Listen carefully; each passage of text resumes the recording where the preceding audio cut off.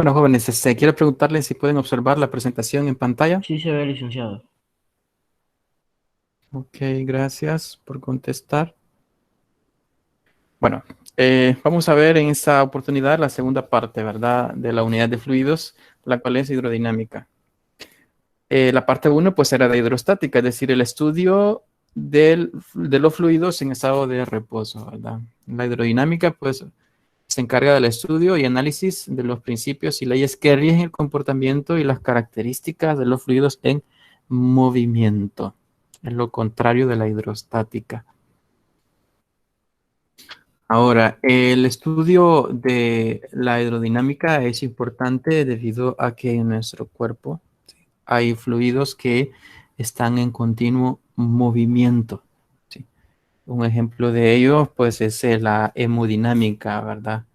La hemodinámica, pues, estudia cuáles son, dice, los factores fisiológicos que determinan la velocidad del flujo sanguíneo y la distribución de la sangre en los diversos órganos.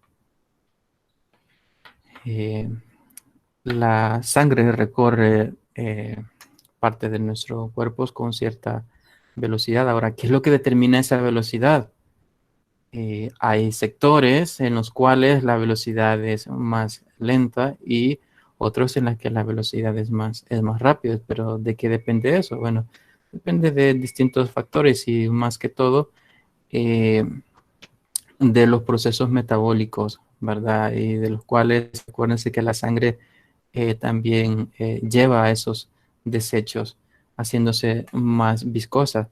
Y esto hace que la velocidad cambie, ¿verdad?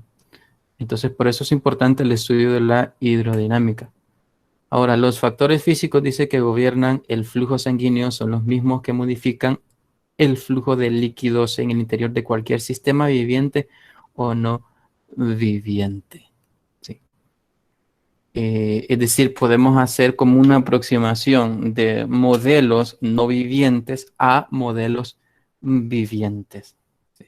A eso se refiere este párrafo, ¿verdad? Entonces, primero vamos a comenzar estudiando los tipos de flujo de fluidos. Tenemos dos tipos de flujo. Uno es laminar o estacionario y el otro es un flujo turbulento. ¿Sí?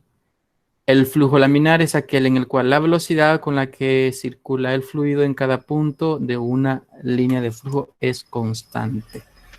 ¿Okay? Esto no se refiere a la velocidad que lleva todo el fluido, es constante siempre. No, no se refiere a eso,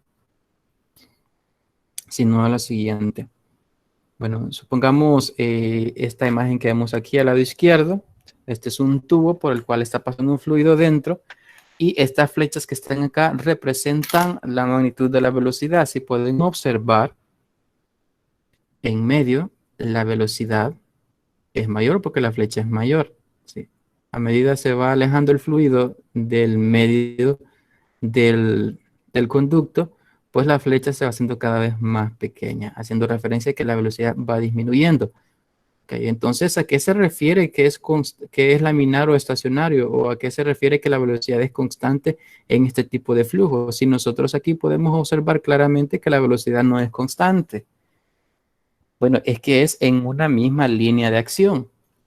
Por ejemplo, si dibujamos una línea cercana a la pared superior de este tubo, fíjense, las flechas tienen el mismo tamaño. Entonces, toda esa línea va a llevar la misma velocidad. A eso se refiere el flujo laminar. No a que la velocidad total del fluido es constante, sino que a la velocidad, ¿sí? En cada punto de una línea de flujo, ¿sí? Una línea de flujo. En este caso, aquí hemos denotado una línea de flujo como todas estas flechitas que están próximos a la pared superior de este tubo. ¿Sí? Si dibujamos una línea en medio del tubo, fíjense, la flecha va a ser del mismo tamaño, por lo tanto ahí la velocidad en esa línea va a ser constante. ¿Sí? Entonces, no hay que confundir, ¿verdad? A qué tipo o a qué velocidad se refiere que es constante en este flujo laminar. ¿Sí? Se pueden distinguir porque puede ser pregunta de examen, ¿verdad? Bueno, y por otro lado tenemos el flujo turbulento. Caso contrario, el flujo laminar o estacionario, en el turbulento, pues tiene una velocidad variable, ¿verdad? Es decir, es aquel en el cual la velocidad con que circula el fluido en cada punto de una línea de flujo no es constante. Significa que si analizamos el flujo siempre dentro de este conducto, por ejemplo, las flechas que están cerca de la pared inferior de este tubo, pues si fuera un flujo turbulento no serían iguales, sino que serían de diferente tamaño las flechitas, para hacer referencia a un flujo turbulento. ¿Sí? Es lo que podemos observar acá, ¿verdad? También. Entonces, estos son los dos tipos de flujo de fluidos. Bueno, ya anteriormente hablamos de una línea de corriente, una línea de flujo.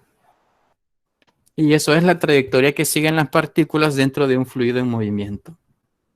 Sí, por ejemplo, acá en la imagen está siempre, en el de la izquierda, si dibujamos una línea en la flecha superior, en todas las flechas, pues vamos a tener una línea de flujo. Sí. Y esa representa la trayectoria, ¿verdad? Que siguen las partículas dentro del fluido. Y la velocidad va a ser tangente a esas líneas, ¿verdad? Eso es lo que podemos observar acá. Aquí tenemos una línea de L hasta L'. Dentro de esa línea tenemos tres puntos. Tenemos el punto P, el punto Q y el punto R. Y se va a tener que en estos tres puntos la velocidad va a ser la misma. Si es un flujo laminar, ¿verdad? Pero si es turbulento ya vimos que no. Y la velocidad es tangente a la trayectoria de las partículas. Eso es lo que nosotros denotamos acá. Bueno, en el diagrama dice, en diagramas, perdón, las líneas de corriente representan el flujo de un fluido de tal manera que líneas de corriente muy próximas representan regiones de alta velocidad y líneas de corriente espaciadas representan regiones de baja velocidad. En fin, es lo que nosotros observamos en esa imagen. Esto es en diagramas, ¿verdad? En diagramas de líneas de flujo. Si pueden observar, en esta región más ancha de este conducto, las líneas están más espaciadas, más distantes unas de otras. Por lo tanto, aquí decimos que la región es de baja velocidad, pero si nos vamos a la región más estrecha, las líneas están más juntas, por lo tanto, ahí será una región de alta velocidad del fluido.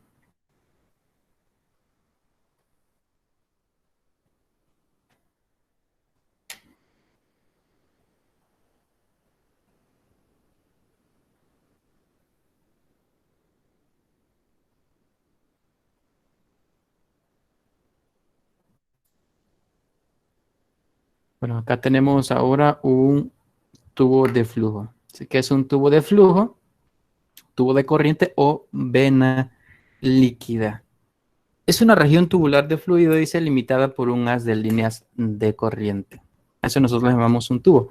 ¿Y por qué lo vemos? Porque en realidad lo que son las venas, los capilares, las arterias, todo lo vamos a representar como un tubo de flujo, ¿sí?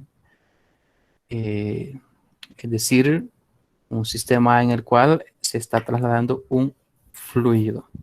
¿Sí? Bueno, definamos ahora qué es un fluido ideal. Nos dice el texto que muchas de las características del movimiento de los fluidos se comprenden examinando el comportamiento de un fluido ideal, el cual satisface las condiciones siguientes. Bueno, en realidad muy difícilmente se puede encontrar un fluido ideal. ¿Sí? En nuestro cuerpo pues no hay fluidos ideales, pero podemos hacer una aproximación en muchos casos o podemos comprender los fluidos no ideales a partir de los fluidos ideales. Por eso primero tenemos que estudiar los ideales. ¿Y qué es un flujo ideal? Bueno, número uno, es un flujo estable o constante. Es decir, un flujo laminar, no turbulento y rotacional no viscoso y también es incompresible. Es decir, su densidad se mantiene constante a lo largo de su trayectoria.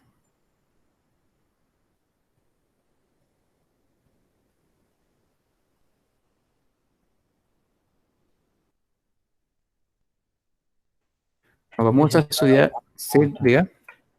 ¿Qué es irrotacional?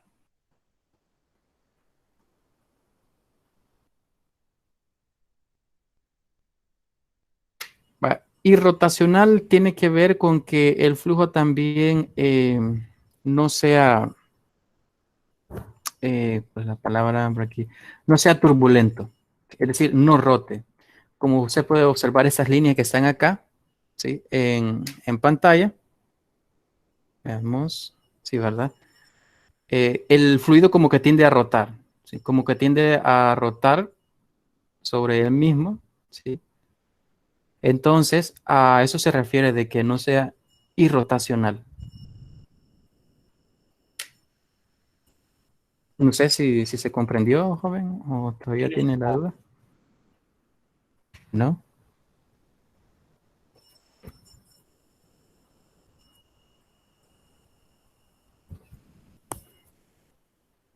Ok, entonces vamos a expresar la primera relación matemática de los fluidos en movimiento, y esto es establecer la ecuación de continuidad.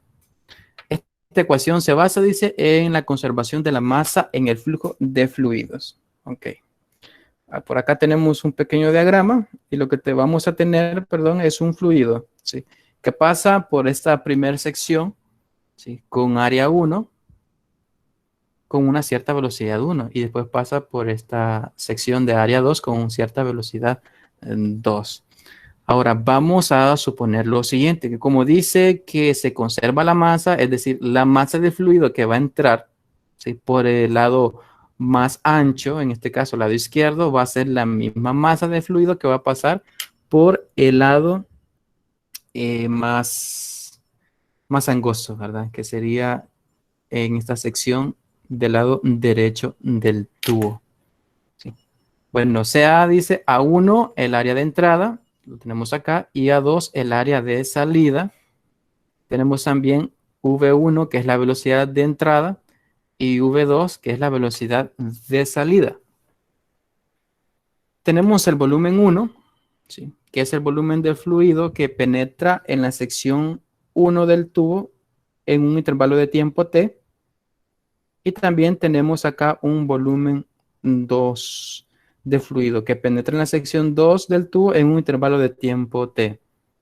Tenemos V1 y V2. Y por último tenemos X1 y X2. X1 es el desplazamiento del fluido en la sección 1 en un intervalo de tiempo 1.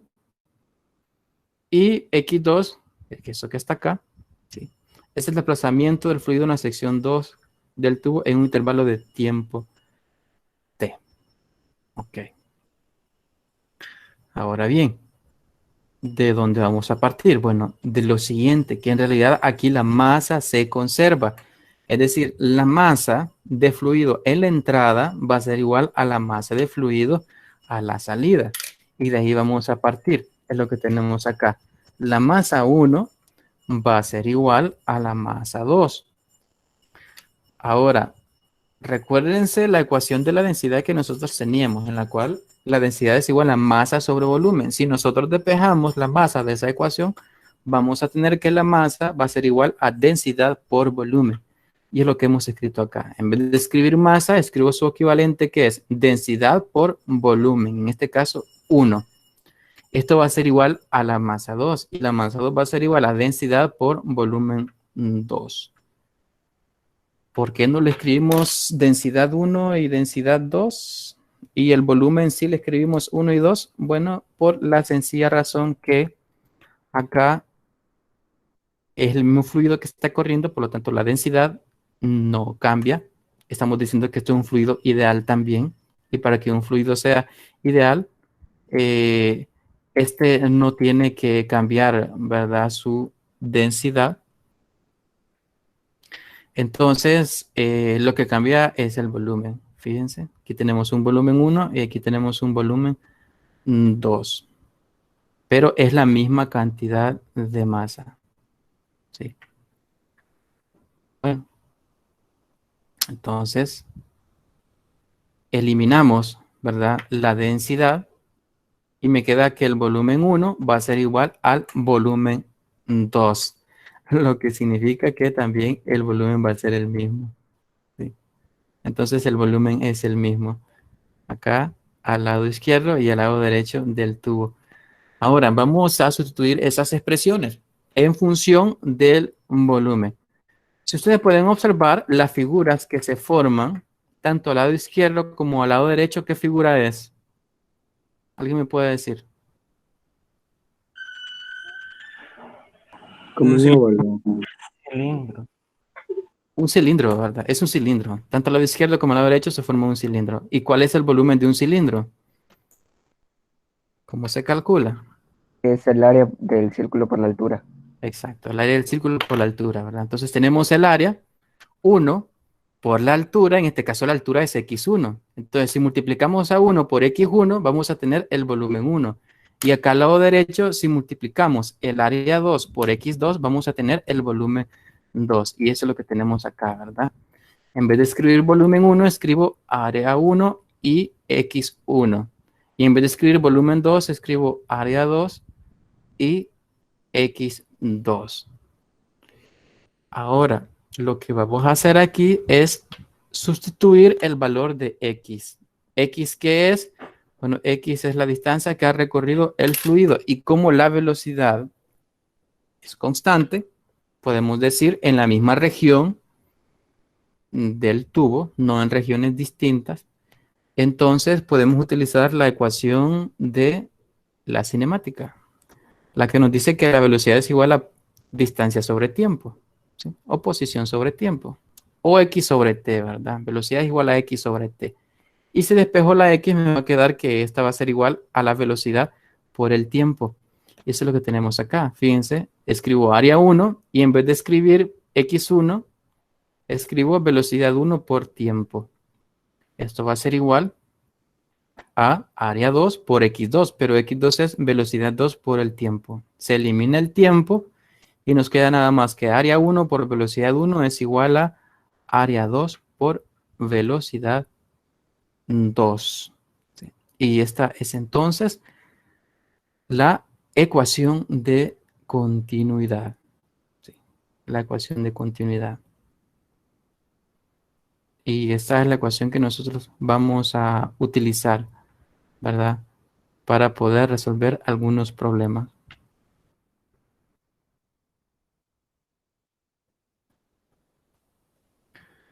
Aplicación de la ecuación de continuidad en medicina. Bueno, estamos hablando del sistema circulatorio humano, ¿verdad?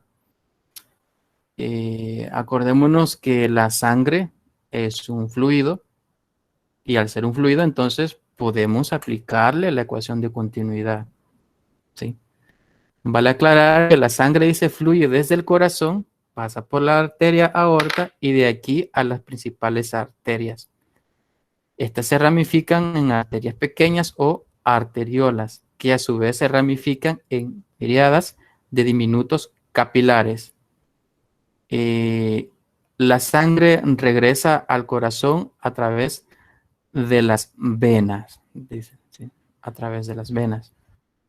Ahora, más adelante vamos a conocer, ¿verdad?, aplicaciones más específicas. Aquí lo estamos diciendo de manera general. Primero queremos definir aquellas expresiones, magnitudes físicas, ¿verdad? Para luego estudiar las aplicaciones. Veamos, definamos ahora lo que es un caudal o gasto, ¿sí? El caudal, nosotros hemos escuchado bastante esta palabra, ¿verdad? Caudal, pero también se puede definir como gasto. Se va a representar por la letra Q y se define como la relación, dice, que existe entre el volumen de fluido que atraviesa la sección transversal de una tubería en la unidad de tiempo. ¿Sí? Significa que el caudal es igual al volumen sobre tiempo o a la rapidez con la que está cambiando el volumen de un fluido por una cierta sección transversal, a eso nosotros le llamamos caudal. La unidad de medida del caudal, bueno, en las magnitudes tenemos volumen sobre tiempo. La unidad de medida del volumen es metros cúbicos, la de tiempo es segundo. Por lo tanto, la unidad de medida del caudal es metro cúbico sobre segundo. Y aquí hay varias unidades, ¿verdad? Metro cúbico sobre minuto, sobre hora, centímetro cúbico sobre segundo, litro sobre minuto y mililitro sobre segundo, ¿verdad? En medicina mayormente se utilizan unidades pequeñas, ¿verdad? Por lo que esperaríamos que la unidad de medida del caudal fuera mililitros sobre segundos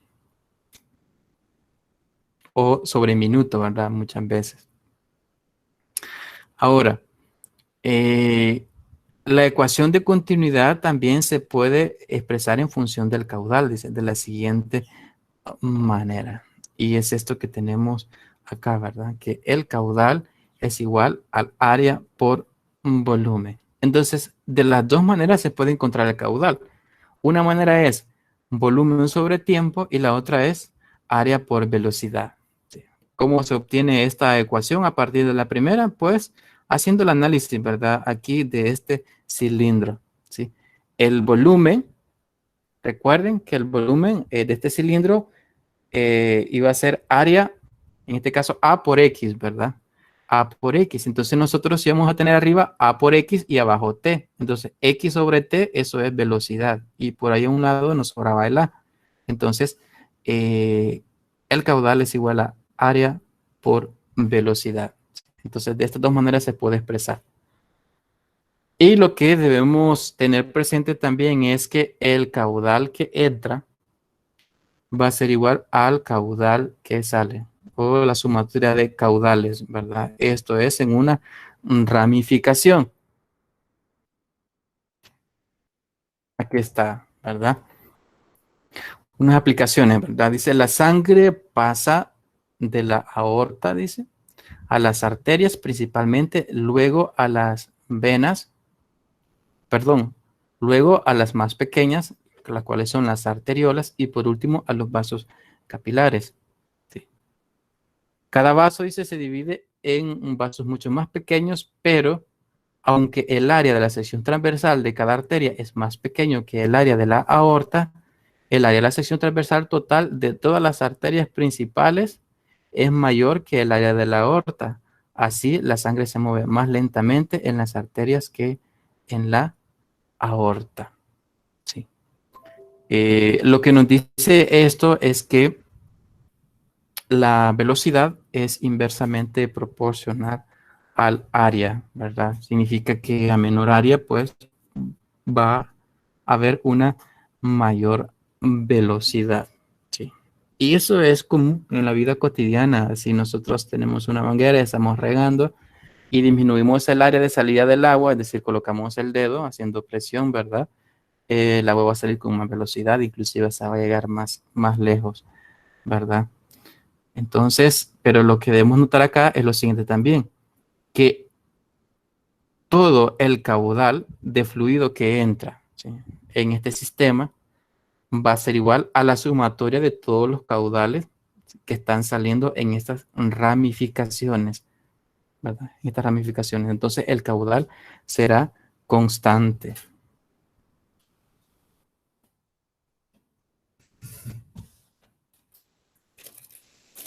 Otra situación, dice, importante analizar es el caso de por qué las venas son más gruesas que las arterias si el caudal de sangre es el mismo. Ya les decía, ¿verdad? Ese es constante. Entonces, ¿por qué las venas son más gruesas que las arterias? Bueno, aquí está la respuesta. Esto se debe, dice, a que la sangre cuando sale del corazón es pura, ya que solo transporta oxígeno, pero cuando viaja por las venas, esta sangre trae todos los productos resultantes del metabolismo y otros productos de desechos, y por lo tanto viene más viscosa. Y para mantener el caudal constante, entonces las venas son más gruesas. Entonces, esta es la respuesta, ¿verdad? La pregunta que se hacía inicialmente. Bueno, ahora esta es La última expresión matemática, ¿sí?, que vamos a ver es acerca de la ecuación de Bernoulli. Entonces, tres conceptos son principales para comenzar. Primero, el de continuidad, que tenemos la ecuación, ¿verdad? Que área 1 por velocidad 1 es igual a área 2 por velocidad 2. Luego tenemos el caudal, el cual se calcula volumen sobre tiempo o también área por velocidad. Y tercero, tenemos acá la ecuación de Bernoulli. Primero veamos que un fluido en realidad tiene energía. ¿Sí? Un fluido en movimiento puede poseer diferentes tipos de energía. ¿Sí? Anteriormente nosotros veíamos la energía cinética, ¿verdad? Que es la energía asociada a los cuerpos en movimiento. Pero en un fluido, a pesar de que esté en movimiento, puede tener otros tipos de energía aparte de la cinética. ¿Sí? Está la energía potencial gravitatoria y la energía de presión. Son tres tipos de energía.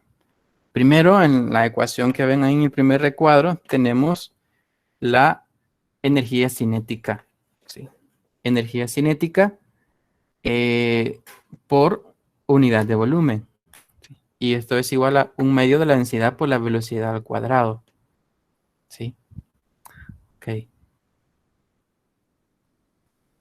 Y por acá tenemos la energía potencial gravitatoria.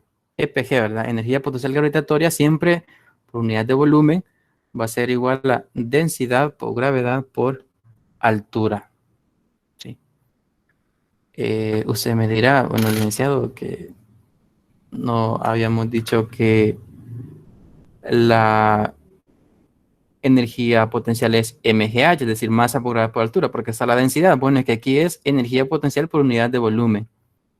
En este caso, si dividimos volumen a ambos lados de la expresión, como aquí teníamos masa sobre volumen, eso va a dar densidad.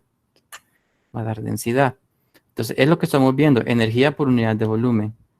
Y luego tenemos la energía de presión, ¿verdad?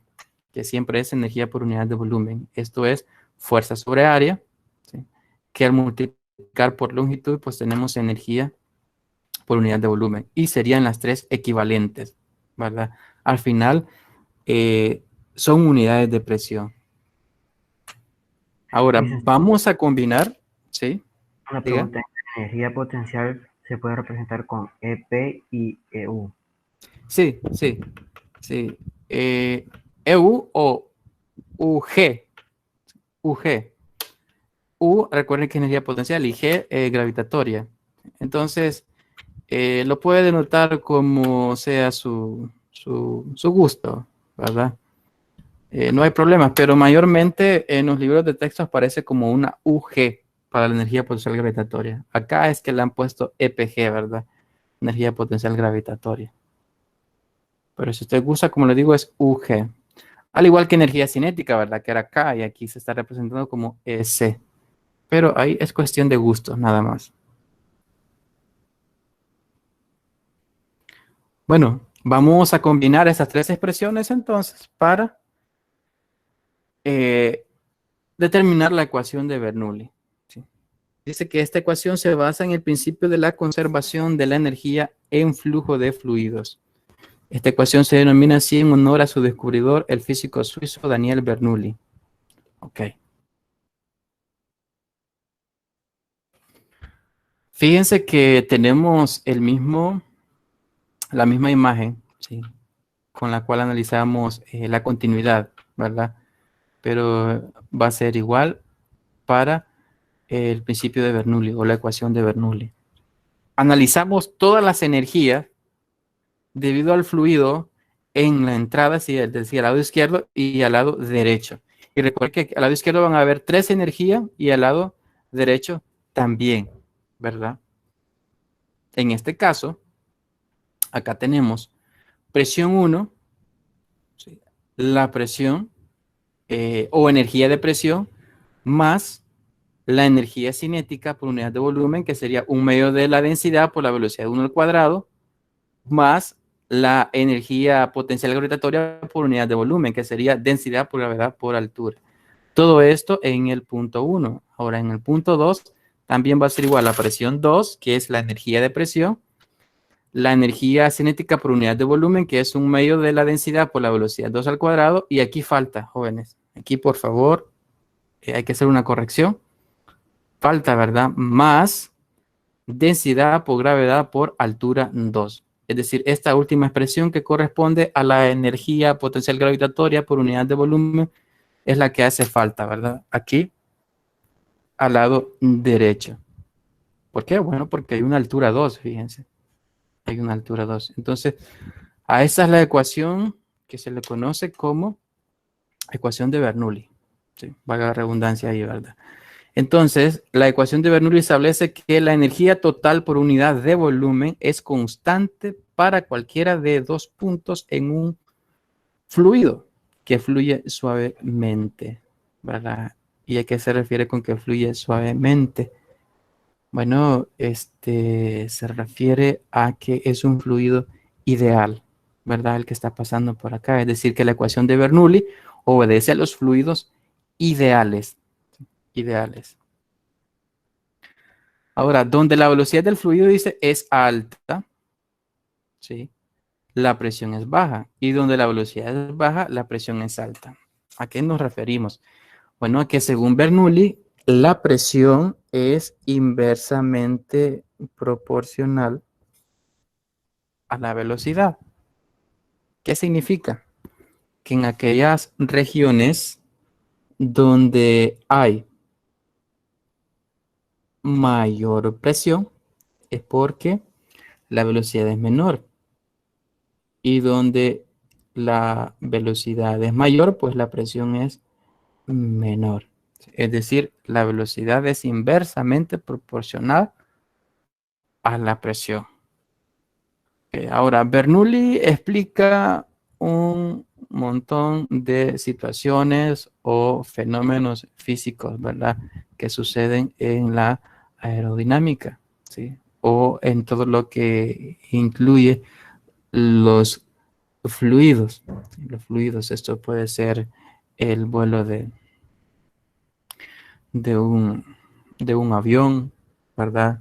La trayectoria cuando se golpea una pelota, ¿sí? La aplicación de los alerones, ¿verdad? Tanto en algunos aviones como también en algunos carros de, de la fórmula, ¿sí? Porque algunos animales también tienden a construir unos agujeros, ¿verdad? En la tierra, y cómo es que estos animales hacen para que el aire fluya dentro de los hoyos, ¿verdad? Que ellos hacen. Parece que son madrigueras, ¿verdad? Entonces, se pueden explicar bastantes fenómenos mediante el principio de Bernoulli, tomando en cuenta, como les digo, que la presión es inversamente proporcional a la velocidad.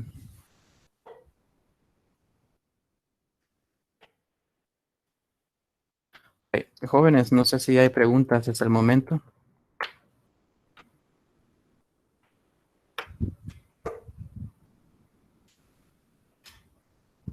No, licenciado.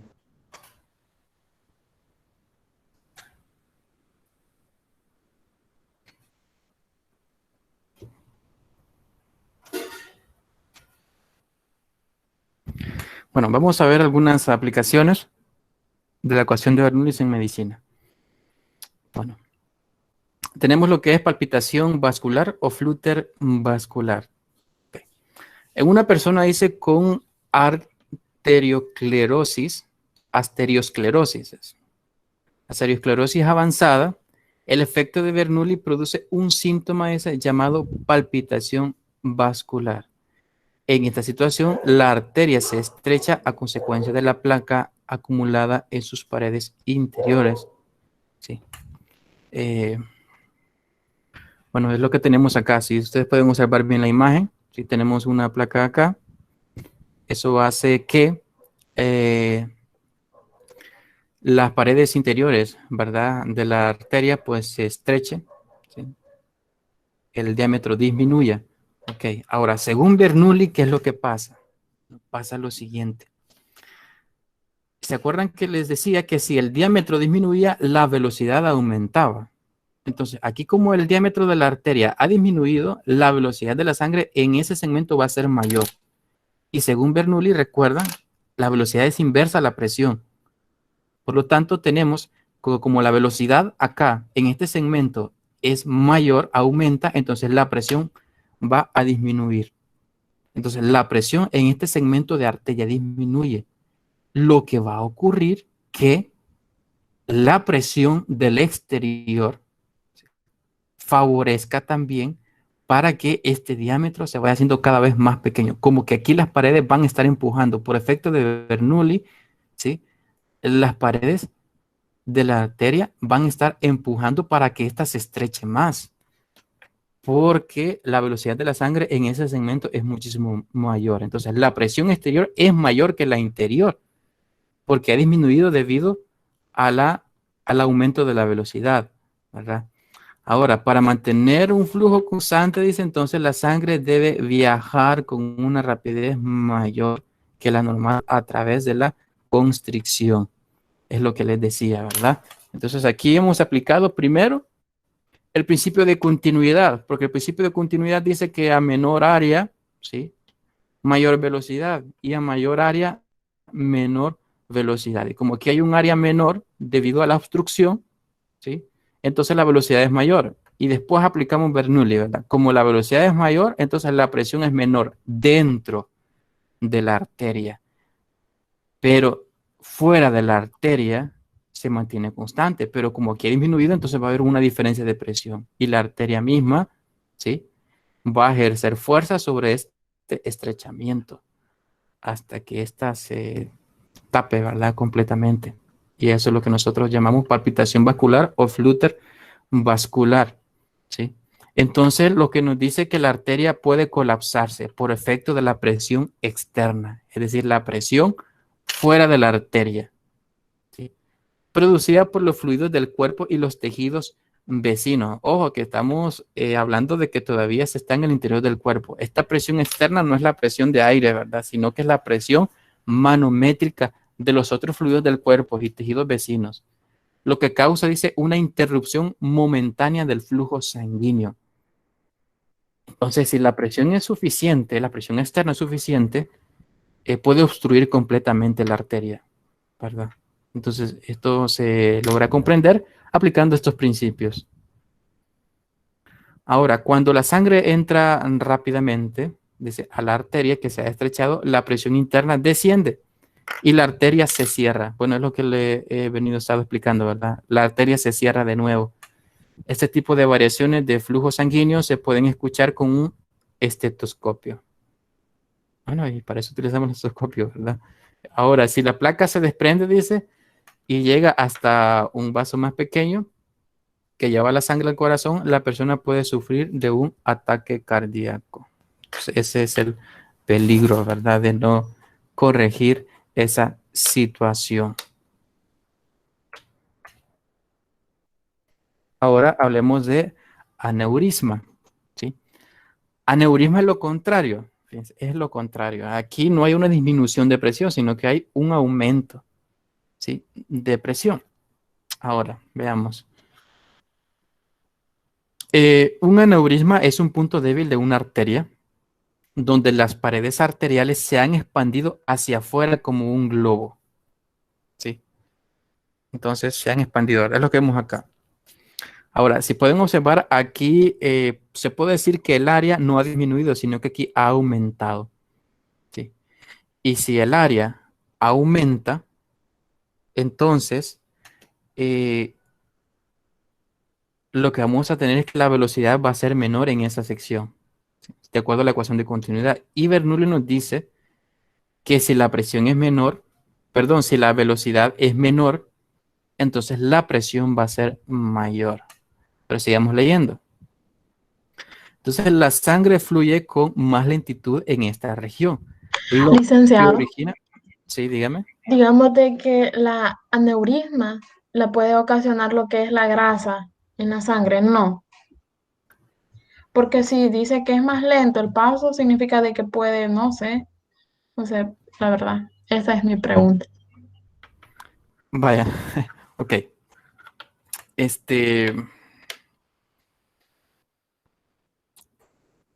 según tengo entendido, ¿sí? La grasa lo que ocasiona es obstrucción. Obstrucción. Y nosotros vemos que si hay una obstrucción, entonces se va a producir una palpitación vascular. ¿Sí? Ahora, las causas de la aneurisma, ¿sí? No le podría decir, ¿verdad? Cuáles son las causas, ¿sí? No estoy informado. Está bien, licenciado. Sí, sí, ya la próxima clase, si alguno investiga, pues le voy a dar el espacio ahí, ¿verdad? Para que nos diga, ¿verdad? ¿Qué es lo que causa la aneurisma? O si alguien no sabe en el transcurso de la clase, pues lo puede decir. Para mientras vamos a seguir. Bueno, entonces, la sangre, decíamos que como aquí el área ha aumentado, pues la sangre va a pasar más lento. ¿Sí? Lo que origina un aumento de presión en las cercanías, dice, del aneurisma, ¿sí? Relacionado con la presión. Bueno, aquí hay un error de digitación, ¿verdad? En otras partes de la arteria. Ahora, esta condición es peligrosa porque la presión excesiva dice, puede ocasionar la rotura de la arteria, y es lo que tenemos acá, ¿sí? Entonces, lo que nosotros vamos a obtener es que en ese punto la presión va a aumentar, y como la presión aumenta más de la presión externa, es decir, la presión de los otros fluidos del cuerpo y los tejidos, entonces se produce, ¿verdad? Esta expansión, de tal manera que la arteria se puede romper. Okay. Aquí tenemos un ejemplo, ¿verdad? En la aorta, una aorta normal y una aneurisma abdominal, ¿verdad? Que es producida cuando la aorta se ha expandido debido a que en esa sección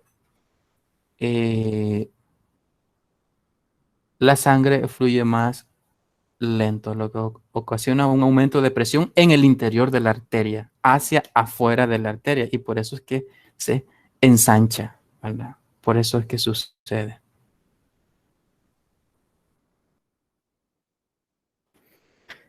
Y como último ejemplo, tenemos un ataque isoquémico transitorio. Un ataque isoquémico transitorio, pues es una falta temporal de suministro sanguíneo al cerebro, causado por el llamado síndrome del robo de la subclavia. Ok. Síndrome del robo. Ya vamos a ver por qué se dice síndrome del robo. Que en realidad hay una sección que le roba presión a la otra. Vamos a ver. Una persona que lo sufre, dice, puede tener síntomas como, bueno, está el mareo, doble visión, dolor de cabeza y debilidad en las extremidades. ¿Sí? Cualquier parecido con la realidad, pues pura coincidencia, ¿verdad, jóvenes? No se aflijan si tienen uno de estos síntomas. Hay que dar consulta en tal forma. Bueno, vamos a explicar cómo es que se da este ataque isoquémico transitorio.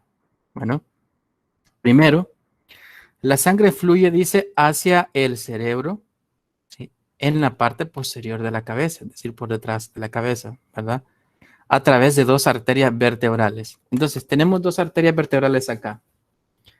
Una arteria vertebral derecha, ¿sí?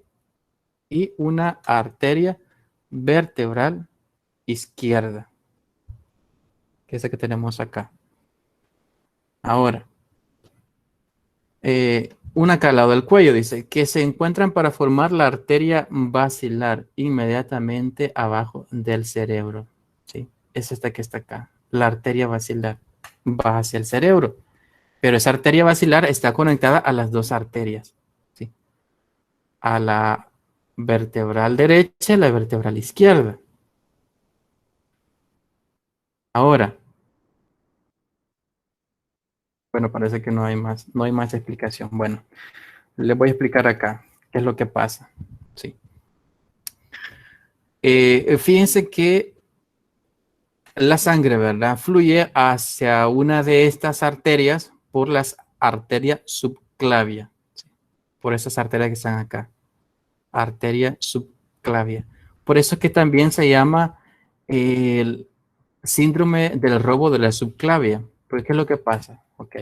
Ustedes pueden observar aquí hay una obstrucción, Hay una obstrucción acá en esta arteria subclavia izquierda, ¿verdad? Entonces, ¿qué es lo que pasa? Al haber una obstrucción acá, el flujo de sangre acá, ¿sí? Va a ser más rápido, lo que va a causar una disminución de presión. Aquí va a haber una disminución de presión. En cambio, al lado derecho la presión va a ser normal, ¿sí? Ahora, cuando la sangre va subiendo por la arteria vertebral derecha, en este caso, porque la obstrucción es de la subclavia, ¿sí? Izquierda, entonces la sangre sube por la arteria vertebral derecha. Al llegar aquí en la intersección entre la otra arteria vertebral, pero izquierda, y la arteria basilar, como acá en la arteria vertebral izquierda ha habido una disminución de presión debido a la obstrucción que está acá, entonces la sangre va a agarrar para ese lado, ¿sí? Va a agarrar para la arteria vertebral izquierda, ¿sí? No va a subir hacia la arteria basilar. No estamos hablando de completamente, ¿verdad? Sí, siempre sube, pero no la necesaria. Parte de la sangre se está desviando hacia la arteria vertebral izquierda debido a esta obstrucción que está acá. Entonces, es como que la arteria subclavia esté robando, ¿verdad? La presión sanguínea, ¿sí? Necesaria para oxigenar o para llevar sangre al cerebro. La está robando de la arteria vertebral derecha debido a esa obstrucción, ¿sí? Y pues a eso se debe, ¿verdad? Los ataques isquémicos transitorios. Bueno, ¿alguna pregunta, jóvenes?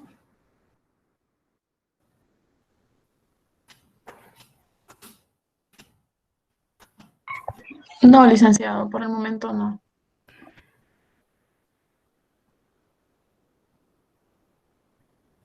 Bueno, aquí nos dice, veamos.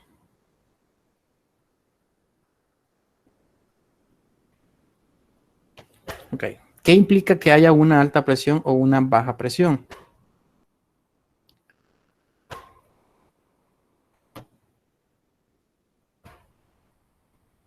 Bueno, podemos asociarlo también a la fuerza, ¿verdad? Debido, bueno, vamos a tomar el caso anterior, ¿sí?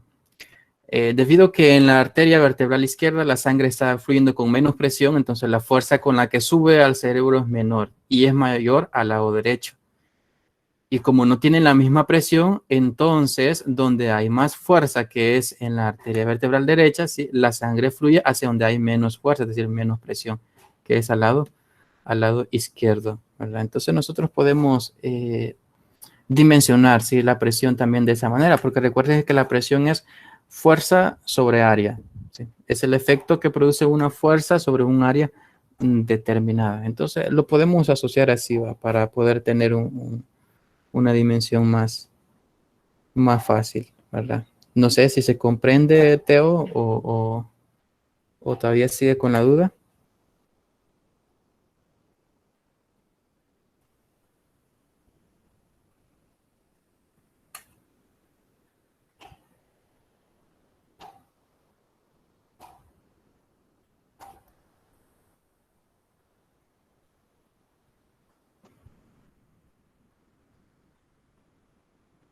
Ok, un momento, por favor.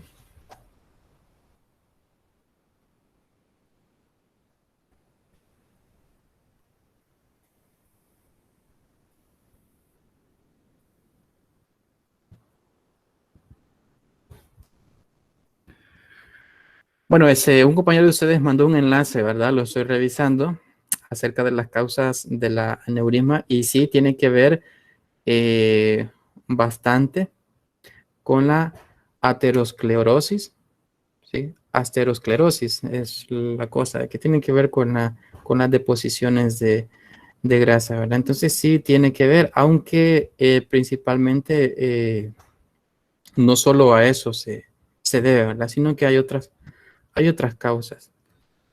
Así que la pregunta que me hacía su compañera, si está relacionado con las deposiciones de grasa, pues sí, está relacionada también la aneurisma. Esa sería la respuesta.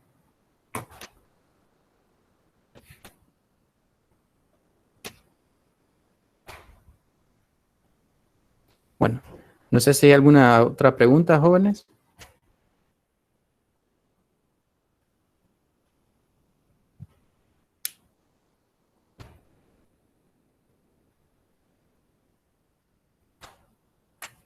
Ok, si no hay preguntas, vamos a llegar hasta acá. Solo un momento, por favor. Vamos a detener la grabación.